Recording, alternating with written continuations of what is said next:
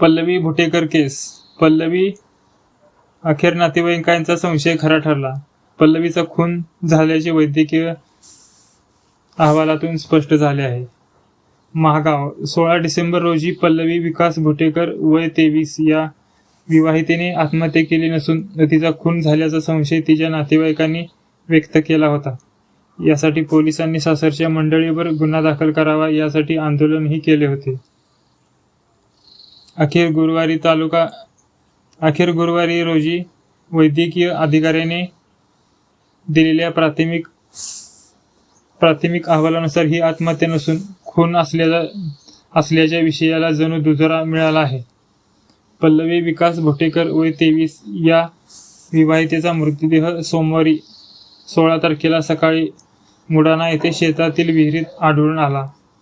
दरम्यान या संदर्भात फिर्यादीने दिलेल्या फिर्यादीनुसार पोलिसांनी या प्रकरणी आत्महत्येस प्रवृत्त केल्याचा गुन्हा दाखल करून आरोपी सासरे आणि पतीस अटक करण्यात आली आहे.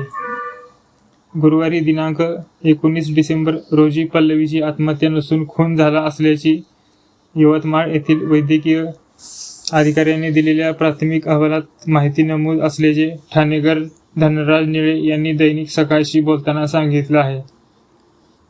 पल्लवीच्या नातेवाईकांनी पल्लवीची आत्महत्या नसून हा खूनच आहे असा संशय होता.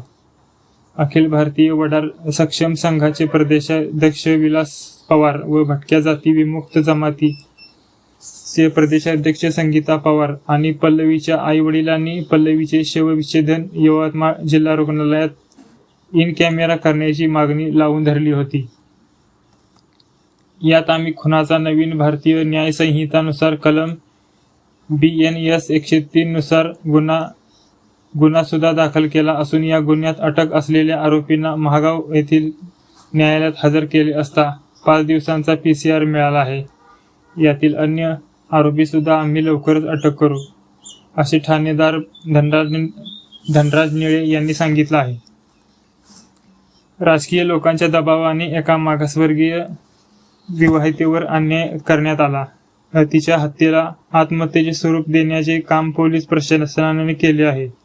तर मृतक पल्लवीवर अनन्वित अत्याचार करण्यात येत होते. शेजारी व गावातील नागरिक त्याचे प्रत्यक्षदर्शी आहेत. मात्र याची वाच्यता केली तर कापून टाकू अशा धमक्या देण्यात आल्या होत्या. त्यामुळे नागरिक पुढे येऊन बोलायला तयार नव्हते. परंतु यवतमाळ येथील इन कॅमेरा पोस्टमॉर्टमचे गुन्ह्याचे गुपित पुढे आले आहे.